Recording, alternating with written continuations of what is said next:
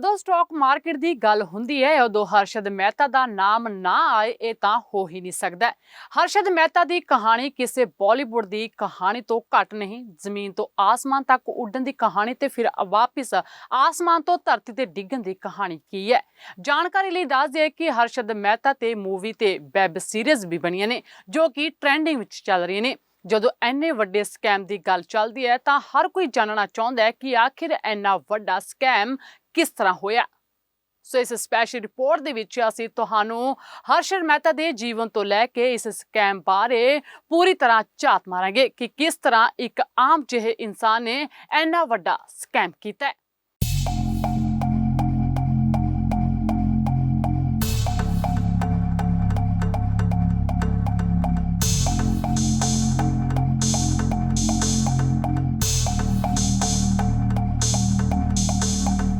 1992 ਦੇ ਸਭ ਤੋਂ ਵੱਡੇ ਘੁਟਾਲੇਬਾਜ਼ ਹਰਸ਼ਦ ਮਹਿਤਾ ਨੂੰ ਉਸਦੇ ਸਮੇਂ 'ਚ ਸਟਾਕ ਮਾਰਕੀਟ ਦਾ ਬਾਦਸ਼ਾਹ ਕਿਹਾ ਜਾਂਦਾ ਸੀ।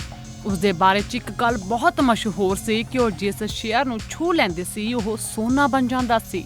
ਪਰ ਜਦੋਂ ਲੋਕਾਂ ਨੂੰ ਪਤਾ ਚੱਲਿਆ ਹੈ ਕਿ ਜਿਸ ਨੂੰ ਉਹ ਸਟਾਕ ਮਾਰਕੀਟ ਦਾ ਭਗਵਾਨ ਸਮਝ ਬੈਠੇ ਅਸਲ ਵਿੱਚ ਉਹ ਬਹੁਤ ਵੱਡਾ ਘੁਟਾਲੇਬਾਜ਼ ਹੈ। ਇਹ ਕਹਾਣੀ 29 ਜੁਲਾਈ 1954 ਨੂੰ ਸ਼ੁਰੂ ਹੋਈ ਕਿਉਂਕਿ ਇਸ ਦਿਨ ਗੁਜਰਾਤ ਦੇ ਪਨੇਲੀ ਮੋਤੀ 'ਚ ਰਹਿਣ ਵਾਲੇ ਇੱਕ ਛੋਟੇ ਜਿਹੇ ਵਪਾਰੀ ਪਰਿਵਾਰ 'ਚ ਹਰਸ਼ਦ ਮਹਿਤਾ ਦਾ ਜਨਮ ਹੋਇਆ ਸੀ। ਹਰਸ਼ਦ ਮਹਿਤਾ ਦੇ ਜਨਮ ਦੇ ਬਾਅਦ ਉਸਦੇ ਪਿਤਾ ਸ਼ਾਂਤੀ ਲਾਲ ਮਹਿਤਾ ਆਪਣੇ ਪਰਿਵਾਰ ਦੇ ਨਾਲ ਮੁੰਬਈ ਸ਼ਿਫਟ ਹੋ ਗਏ ਸੀ ਜਿੱਥੇ ਉਹਨਾਂ ਨੇ ਆਪਣਾ ਟੈਕਸਟਾਈਲ ਦਾ ਛੋਟਾ ਜਿਹਾ ਬਿਜ਼ਨਸ ਸ਼ੁਰੂ ਕੀਤਾ। ਕਾਫੀ ਕੋਸ਼ਿਸ਼ ਕਰਨ ਦੇ ਬਾਅਦ ਵੀ ਇਹ ਵਪਾਰ ਚੱਲ ਨਹੀਂ ਸਕਿਆ ਜਿਸ ਤੋਂ ਬਾਅਦ ਉਸਦੀ ਫੈਮਿਲੀ ਛੱਤੀਸਗੜ੍ਹ ਦੇ ਰਾਏਪੁਰ 'ਚ ਸ਼ਿਫਟ ਹੋ ਗਈ। ਹਰਸ਼ਦ ਦੇ ਪਿਤਾ ਨੇ ਰਾਏਪੁਰ 'ਚ ਆਪਣਾ ਬਿਜ਼ਨਸ ਜਮਾ ਲਿਆ ਤੇ ਇਸੇ ਸ਼ਹਿਰ 'ਚ ਹਰਸ਼ਦ ਨੇ ਆਪਣੇ ਬਚਪਨ ਤੇ ਪੜ੍ਹਾਈ ਪੂਰੀ ਕੀਤੀ। ਹਰਸ਼ਦ ਨੂੰ ਕ੍ਰਿਕਟ ਦਾ ਬਹੁਤ ਸ਼ੌਂਕ ਸੀ ਜਿਸ ਕਾਰਨ ਉਹ ਆਪਣੀ ਪੜ੍ਹਾਈ 'ਚ ਕੁਝ ਖਾਸ ਨਹੀਂ ਕਰ ਪਾਏ। ਸਕੂਲ ਦੀ ਪੜ੍ਹਾਈ ਖਤਮ ਹੋਣ ਦੇ ਬਾਅਦ ਹਰਸ਼ਦ ਕਾਲਜ ਦੀ ਪੜ੍ਹਾਈ ਦੇ ਲਈ ਇੱਕ ਵਾਰ ਮੁੰਬਈ ਸ਼ਿਫਟ ਹੋ ਗਿਆ ਤੇ ਸਾਲ 1976 'ਚ ਉਹਨਾਂ ਲਾਲ ਲਾਜਪਤ ਰਾਏ ਕਾਲਜ ਤੋਂ B.Com ਦੀ ਡਿਗਰੀ ਹਾਸਲ ਕੀਤੀ। ਕਾਲਜ ਦੀ ਪੜ੍ਹਾਈ ਦੇ ਨਾਲ ਹੀ ਹਰਸ਼ਦ ਨੇ ਛੋਟੀਆਂ-ਛੋਟੀਆਂ ਨੌਕਰੀਆਂ ਵੀ ਕਰਨੀਆਂ ਸ਼ੁਰੂ ਕਰ ਦਿੱਤੀਆਂ ਸੀ ਜਿਸ ਵਿੱਚ ਸੀਮੈਂਟ ਤੇ ਹੌਜ਼ਰੀ ਵੇਚਣ ਦੇ ਨਾਲ ਹੀਰੇ ਚੁਣਨ ਦਾ ਕੰਮ ਵੀ ਸ਼ਾਮਿਲ ਸੀ ਤੇ 8 ਸਾਲ ਤੱਕ ਉਹ ਇਹੀ ਨੌਕਰੀਆਂ ਕਰਦਾ ਰਿਹਾ। ਸਟਾਕ ਮਾਰਕੀਟ ਦੇ ਵਿੱਚ ਹਰਸ਼ਦ ਮਹਿਤਾ ਦੀ ਐਂਟਰੀ ਇਸ ਤਰ੍ਹਾਂ ਹੋਈ ਜਦੋਂ ਉਹਨਾਂ ਨੇ ਦਾ ਨਿਊ ਇੰਡੀਆ ਇੰਸ਼ੋਰੈਂਸ ਕੰਪਨੀ ਦੇ ਵਿੱਚ ਨੌਕਰੀ ਕਰਨਾ ਸ਼ੁਰੂ ਕੀਤਾ। ਇਸ ਕੰਪਨੀ 'ਚ ਕੰਮ ਕਰਦੇ ਹੋਏ ਉਸਦੀ ਦਿਲਚਸਪੀ ਸਟਾਕ ਮਾਰਕੀਟ 'ਚ ਵਧਦੀ ਗਈ ਤੇ ਸਾਲ 1981 ਦੇ ਵਿੱਚ ਇਸ ਨੌਕਰੀ ਨੂੰ ਛੱਡ ਕੇ ਹਰਜੀਵਨ ਦਾਸ ਨਿਮੀਦਾਸ ਸਿਕਿਉਰਿਟੀ ਨਾਮ ਕੀ ਥਾਰਕੋਰੇਸ ਫਰਮ ਨੂੰ ਜੁਆਇਨ ਕੀਤਾ। ਇਸ ਫਰਮ 'ਚ ਕੰਮ ਕਰਦੇ ਹੋਏ ਪ੍ਰਸੰਨ ਜੀਵਨ ਦਾਸ ਨੂੰ ਆਪਣਾ ਗੁਰੂ ਮੰਨ ਲਿਆ ਤੇ ਕਈ ਸਾਲ ਤੱਕ ਉਹਨਾਂ ਕੋਲੋਂ ਸਟਾਕ ਮਾਰਕੀਟ ਦੇ ਪੈਂਤਰੇ ਸਿੱਖਦੇ ਰਹੇ। ਇਸ ਸਟਾਕ ਮਾਰਕੀਟ 'ਚ ਦਿਲਚਸਪੀ ਦੇ ਤੇਜ਼ ਦਿਮਾਗ ਹੋਣ ਦੇ ਕਾਰਨ ਹਰਸ਼ਦ ਬਹੁਤ ਜਲਦੀ ਹੀ ਸਟਾਕ ਮਾਰਕੀਟ ਦੀਆਂ ਬਾਰੀਕੀਆਂ ਨੂੰ ਸਮਝ ਗਏ।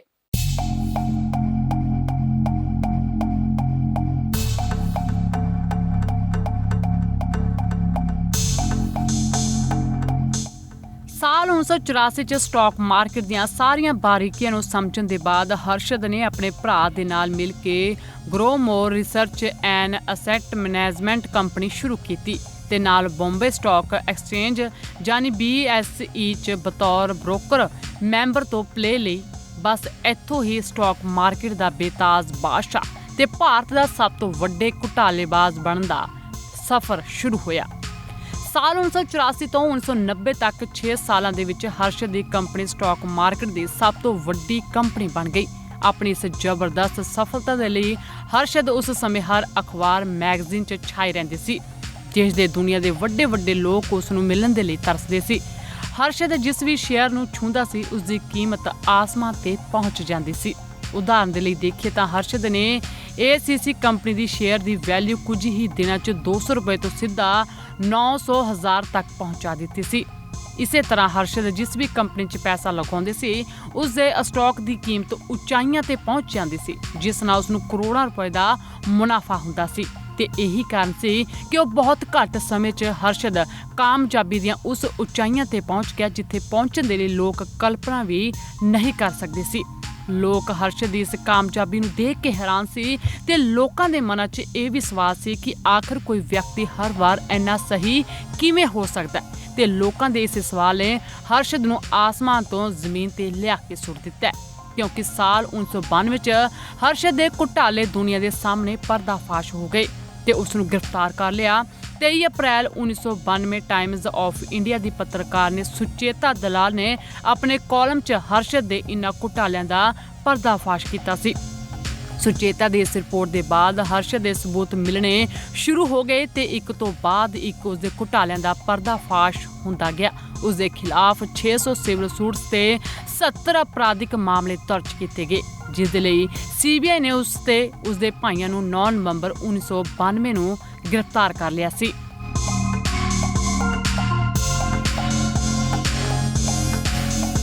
ਹੁਣ ਸਭ ਤੋਂ ਅਹਿਮ ਸਵਾਲ ਇਹ ਸੀ ਕਿ ਆਖਿਰ ਹਰਸ਼ਦ ਮਹਿਤਾ ਇੰਨੇ ਸਾਲਾਂ ਤੋਂ ਇੰਨਾ ਵੱਡਾ ਸਕੈਮ ਕਰਨ 'ਚ ਕਿਵੇਂ ਕਾਮਯਾਬ ਹੋਇਆ ਤੇ ਉਹ ਕਿਹੜਾ ਤਰੀਕਾ ਸੀ ਜਿਸ ਨਾਲ ਉਸਨੇ ਇਸ ਘੁਟਾਲੇ ਨੂੰ ਅੰਜਾਮ ਦਿੱਤਾ। ਇਹਨਾਂ ਸਭ ਸਵਾਲਾਂ ਦੇ ਜਵਾਬ ਪੱਤਰਕਾਰ ਸੁਚੇਤਾ ਦਲਾਲ ਨੇ ਆਪਣੇ ਕਾਲਮ 'ਚ ਦਿੱਤੇ ਸੀ।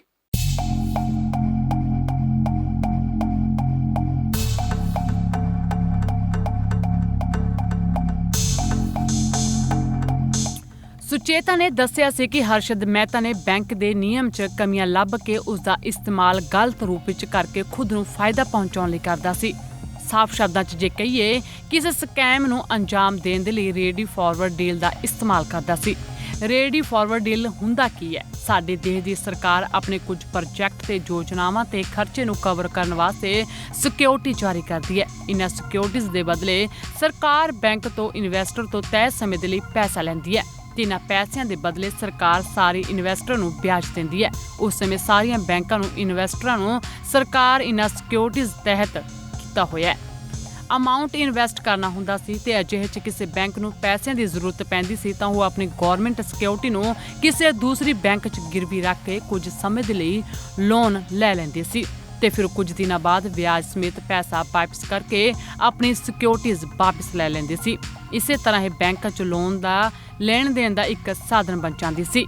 ਇਸ ਡੀਲ ਦੇ ਵਿੱਚ ਦੋਨੋਂ ਬੈਂਕਾਂ ਦੇ ਵਿੱਚ ਕੁਝ ਲੋਕ ਦਲਾਲੀ ਦਾ ਕੰਮ ਕਰਦੇ ਸੀ। ਇਹਨਾਂ ਦਲਾਲਾਂ ਨੂੰ ਵਧੀਆ ਪੈਸਾ ਮਿਲ ਜਾਂਦਾ ਸੀ। ਹਰਸ਼ਦ ਮਹਿਤਾ ਵੀ ਬੈਂਕਾਂ ਦੇ ਵਿੱਚ ਦਲਾਲੀ ਦਾ ਕੰਮ ਕਰਦੇ ਸੀ ਤੇ ਉਸਨੇ ਬੈਂਕਾਂ ਦੇ ਇਸ ਸਿਸਟਮ 'ਚ ਕੁਝ ਕਮੀਆਂ ਲੱਭ ਲਈਆਂ ਸੀ ਜਿਸ ਦਾ ਫਾਇਦਾ ਚੱਕ ਕੇ ਗਲਤ ਤਰੀਕੇ ਨਾਲ ਪੈਸਾ ਕਮਾਉਣ ਲੱਗ ਗਏ ਸੀ। ਹਰਸ਼ਦ ਮਹਿਤਾ ਜਦੋਂ ਬੈਂਕਾਂ ਦੇ ਲੋਨ ਦਾ ਪੈਸਾ ਲੈਂਦਾ ਸੀ ਤਾਂ ਉਹ ਬੈਂਕ ਨੂੰ ਦੇਣ ਦੇ ਬਦਲੇ ਸਟਾਕ ਮਾਰਕੀਟ ਵਿੱਚ ਲਗਾ ਦਿੰਦੇ ਸੀ, ਜਿਸ ਕਾਰਨ ਉਸ ਕੰਪਨੀ ਦੇ ਸਟਾਕ ਦਾ ਮੁੱਲ ਬਹੁਤ ਤੇਜ਼ੀ ਨਾਲ ਵਧਣ ਲੱਗਦਾ ਸੀ ਤੇ ਜਦੋਂ ਉਹ ਬੈਂਕ ਹਰਸ਼ਦ ਤੋਂ ਸਿਕਿਉਰਿਟੀ ਦਾ ਪੈਸਾ ਮੰਗਦਾ ਸੀ ਤਾਂ ਉਹ ਕਿਸੇ ਨਵੇਂ ਬੈਂਕ ਤੋਂ ਪੈਸਾ ਲੈ ਕੇ ਪਹਿਲੇ ਵਾਲੇ ਬੈਂਕ ਨੂੰ ਪੈਸਾ ਦੇ ਦਿੰਦਾ ਸੀ ਤੇ ਇਸੇ ਤਰ੍ਹਾਂ ਉਸ ਕੋਲ ਹਰ ਸਮਾਂ ਕਰੋੜਾਂ ਰੁਪਏ ਹੁੰਦੇ ਸੀ ਜਿਸ ਦਾ ਇਸਤੇਮਾਲ ਉਹ ਸਟਾਕ ਮਾਰਕੀਟ 'ਚ ਹੇਰ ਫੇਰ ਕਰਨ 'ਚ ਲਗਾ ਦਿੰਦਾ ਸੀ। ਉਹ ਸਿਰਫ ਇੱਥੇ ਹੀ ਨਹੀਂ ਰੁਕਿਆ, ਜਦੋਂ ਉਸਨੂੰ ਸਟਾਕ ਮਾਰਕੀਟ 'ਚ ਪੈਸਾ ਲਗਾਉਣ ਦੀ ਜ਼ਰੂਰਤ ਪੈਂਦੀ ਤਾਂ ਉਸਨੇ ਆਪਣੇ ਇਸ ਘੁਟਾਲੇ ਨੂੰ ਹੋਰ ਵੀ ਇੱਕ ਕਦਮ ਅੱਗੇ ਵਧਾ ਲਿਆ। ਉਸ ਸਮੇਂ ਬੈਂਕ ਸਿਕਿਉਰਿਟੀਜ਼ ਦੇ ਬਦਲੇ ਇੱਕ ਦੂਸਰੇ ਤੋਂ ਲੋਨ ਲੈਣ ਦੇਣ ਲਈ ਇੱਕ ਖਾਸ ਰਸੀਦ ਦਾ ਕੰਮ ਕਰਦੇ ਸੀ। ਹਰਸ਼ਦ ਨੇ ਬੈਂਕ ਦੀ ਉਸ ਖਾਸ ਰਸੀਦ ਦੀ ਨਕਲੀ ਕਾਪੀ ਬਣਾ ਕੇ ਲੋਨ ਲੈਣਾ ਸ਼ੁਰੂ ਕਰ ਦਿੱਤਾ ਸੀ, ਜਿਸ ਨਾਲ ਕਿਸੇ ਵੀ ਬੈਂਕ ਤੋਂ ਕਰੋੜਾਂ ਦਾ ਲੋਨ ਲੈ ਸਕਦਾ ਸੀ ਤੇ ਉਸ ਬੈਂਕ ਨੂੰ ਇਸਦੀ ਥੋੜੀ ਜਿਹੀ ਵੀ ਭਿਣਕ ਨਹੀਂ ਹੁੰਦੀ ਸੀ। ਜਦੋਂ ਲੋਨ ਦੇਣ ਵੇਲੇ ਬੈਂਕ ਤੋਂ ਆਪਣਾ ਪੈਸਾ ਮੰਗਦਾ ਤਾਂ ਆਪਣੇ ਸ਼ੇਅਰ ਮਾਰਕੀਟ ਤੋਂ ਹੋਏ ਮੁਨਾਫੇ ਤੋਂ ਉਸ ਬੈਂਕ ਦਾ ਪੈਸਾ ਵਾਪਸ ਕਰ ਦਿੰਦਾ ਸੀ ਤੇ ਆਪਣੀ ਨਕਲੀ ਬੈਂਕ ਰਸੀਦ ਵਾਪਸ ਲੈ ਲੈਂਦਾ ਸੀ ਤੇ ਹਰਸ਼ਦ ਦਾ ਇਹ ਘੁਟਾਲਾ ਕਈ ਸਾਲ ਤੱਕ ਚੱਲਦਾ ਰਿਹਾ ਤੇ ਜਦੋਂ ਦੇਸ਼ ਵਿੱਚ ਮੰਦੀ ਦਾ ਦੌਰ ਆਇਆ ਤਾਂ ਸਟਾਕ ਮਾਰਕੀਟ ਦਾ ਰੇਟ ਬਹੁਤ ਤੇਜ਼ੀ ਨਾਲ ਨੀਚੇ ਡਿੱਗਣ ਲੱਗਿਆ, ਜਿਸ 'ਚ ਹਰਸ਼ਦ ਨੂੰ ਕਰੋੜਾਂ ਦਾ ਨੁਕਸਾਨ ਹੋਇਆ। ਇਸੇ ਨੁਕਸਾਨ ਦੇ ਕਾਰਨ ਉਹ ਬੈਂਕ ਤੋਂ ਲਏ ਪੈਸੇ ਵਾਪਸ ਨਹੀਂ ਕਰ ਸਕਿਆ ਤੇ ਉਸ ਸਮੇਂ ਸੁਚੇਤਾ ਦਲਾਲ ਨੇ ਉਸਦੇ ਇਸ ਘੁਟਾਲੇ ਦਾ ਪਰਦਾਫਾਸ਼ ਕਰ ਦਿੱਤਾ। ਇਸ ਘੁਟਾਲੇ ਦਾ ਪੂਰੀ ਤਰ੍ਹਾਂ ਸਾਹਮਣੇ ਆਉਣ ਨਾਲ ਪਤਾ ਚੱਲਿਆ ਕਿ ਇਹ ਲਗਭਗ 5000 ਕਰੋੜ ਦਾ ਘੁਟਾਲਾ ਸੀ, ਜੋ ਉਸ ਸਮੇਂ ਦੇ ਹਿਸਾਬ ਨਾਲ ਬਹੁਤ ਵੱਡੀ ਰਕਮ ਸੀ ਤੇ ਇਸ ਸਕੈਮ ਦੇ ਸਾਹਮਣੇ ਆਉਣ ਦੇ ਬਾਅਦ ਸਟਾਕ ਮਾਰਕੀਟ ਬੁਰੀ ਤਰ੍ਹਾਂ ਕਰੈਸ਼ ਹੋ ਗਈ ਸੀ, ਜਿਸ ਵਿੱਚ ਕਈ ਲੋਕਾਂ ਦਾ ਕਰੋੜਾਂ ਦਾ ਨੁਕਸਾਨ ਹੋ ਗਿਆ। ਦੱਸਿਆ ਜਾ ਰਿਹਾ ਹੈ ਕਿ ਇਸ ਨੁਕਸਾਨ ਕਾਰਨ ਕਈ ਲੋਕਾਂ ਨੇ ਸੁਸਾਈਡ ਵੀ ਕਰ ਲਿਆ ਸੀ। ਹਾਲਾਂਕਿ ਹਰਸ਼ਦ ਨੂੰ ਗ੍ਰਿਫਤਾਰ ਕਰਨ ਦੇ ਬਾਅਦ ਉਸ ਤੇ ਬਹੁਤ ਵੱਖਰੇ ਮੁਕੱਦਮੇ ਚਲਾਏ ਗਏ, ਪਰ ਉਸ ਦੀ ਮੌਤ ਹੋਣ ਤੱਕ ਉਸ ਨੂੰ ਸਿਰਫ ਇੱਕ ਹੀ ਕੇਸ ਵਿੱਚ ਦੋਸ਼ੀ ਪਾਇਆ ਗਿਆ, ਜਿਸ ਦੇ ਲਈ ਉਸ ਨੂੰ 5 ਸਾਲ ਦੀ ਸਜ਼ਾ ਸੁਣਾਈ ਗਈ ਸੀ। ਹਰਸ਼ਦ ਨੂੰ ਮਹਾਰਾਸ਼ਟਰ ਦੇ ਥਾਣੇ ਜੇਲ੍ਹ 'ਚ ਕੈਦ ਕੀਤਾ ਗਿਆ ਸੀ, ਜਿੱਥੇ 31 ਦਸੰਬਰ ਸਾਲ 2001 ਦੀ ਰਾਤ ਨੂੰ ਸੀਨੇ 'ਚ ਦਰਦ ਹੋਣ ਕਾਰਨ ਰਾਤ 12:30 ਵਜੇ ਉਸ ਦੀ ਮੌਤ ਹੋ ਗਈ ਸੀ।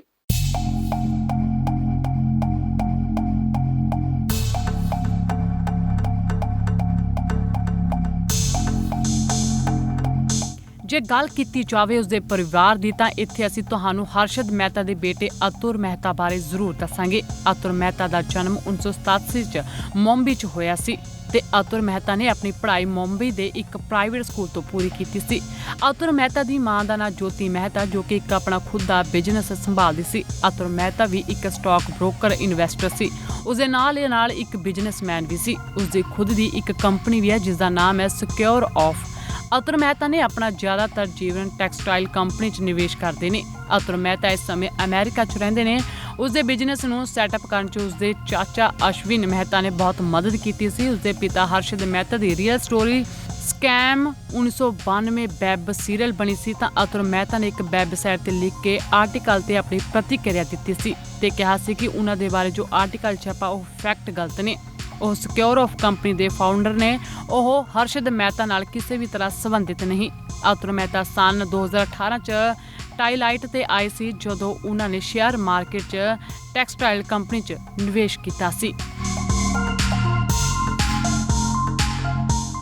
ਦੋਸਤੋ, ਅੱਜ ਹਰਸ਼ਦ ਮਹਿਤਾ ਦੁਆਰਾ ਕੀਤੇ ਗਏ ਇਸ ਸਕੈਮ ਨੂੰ ਕਈ ਸਾਲ ਬੀਤ ਗਏ ਪਰ ਅੱਜ ਵੀ ਇਹ ਭਾਰਤੀ ਸਟਾਕ ਮਾਰਕੀਟ ਦਾ ਸਭ ਤੋਂ ਵੱਡਾ ਸਕੈਮ ਮੰਨਿਆ ਜਾਂਦਾ ਹੈ ਤੇ ਹਰਸ਼ਦ ਮਹਿਤਾ ਦਾ ਨਾਮ ਸਾਹਮਣੇ ਆਉਂਦਿਆਂ ਸਕੈਮ ਸਾਹਮਣੇ ਆ ਜਾਂਦਾ ਹੈ। ਦੁਨੀਆ ਦਾ ਸਭ ਤੋਂ ਵੱਡਾ ਸਕੈਮ ਹਰਸ਼ਦ ਮਹਿਤਾ ਨਾਲ ਹੀ ਜੁੜਿਆ ਹੋਇਆ।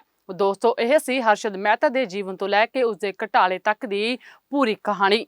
ਧੰਨਵਾਦ।